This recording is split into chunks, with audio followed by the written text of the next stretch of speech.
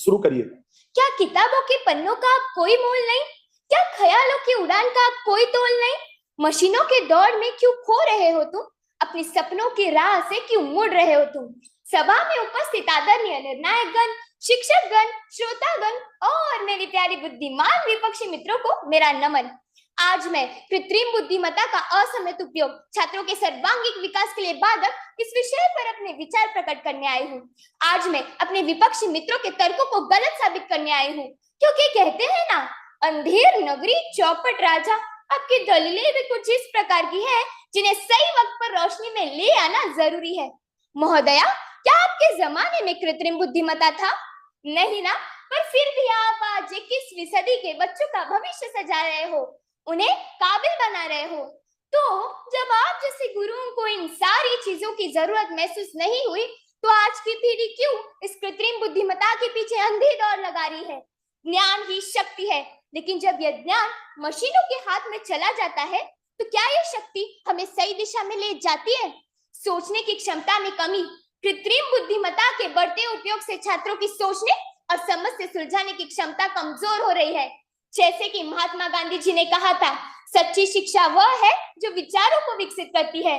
महोदया, केवल मैं ही नहीं बल्कि हमारे देश के सबसे महान व्यक्ति महात्मा गांधी जी ने भी ये बात कही, किंतु फिर भी हमारे प्यारे विपक्षी मित्र समझ नहीं पा रहे या वह ना समझने का ढोंग कर रहे हैं। कृत्रिम बुद्धिमत्ता तकनीक जैसे गेम्स और सोशल मीडिया छात्रों का ध्यान भंग करती है। इससे पढ़ाई में मन लगाना मुश्किल हो जाता है। परिणाम स्वरूप उनकी एकाग्रता कम हो जाती है और वे अपने लक्ष्य से हट जाते हैं। केवल मैं ही नहीं बल्कि हमारे देश के शिक्षा मंत्री श्रीमान धर्मेंद्र प्रधान भी ऐसी सोच को बढ़ावा नहीं देते जहां विद्यार्थी अपने ज्यादातर शिक्षा से संबंधित कार्य कृत्रिम बुद्धिमत्ता द्वारा करे। कृत्रिम बुद्धिमत्ता की बढ़ती उपयोगिता ने वास्तविक मानवीय संपर्क को कम कर दिया है। इस कमी के कारण उनके मानसिक स्वास्थ्य पर भी असर पड़ता है। आजकल लोग मोबाइल नंबर, बैंक खाता नंबर आदि जैसे सामान्य जानकारी के लिए भी पूरी तरीके से कृत्रिम बुद्धिमत्ता पर निर्भर है। मुझे लगता है कई ऐसे ही लोग यदि कृत्रिम बुद्धिमत्ता पर निर्भर होंगे तो एक दिन उनके बुद्धिमत्ता को जंग लग जाएगा। शारीरिक स्वास्थ्य, ऑनलाइन शिक्षा और गेमिंग के बढ़ते चलन से छात्रों की शारीरिक गतिविधियों में कमी आ रही है, जिससे मोटापा, आंखों में दर्द जैसी अनेक समस्या उत्पन्न हो रही है।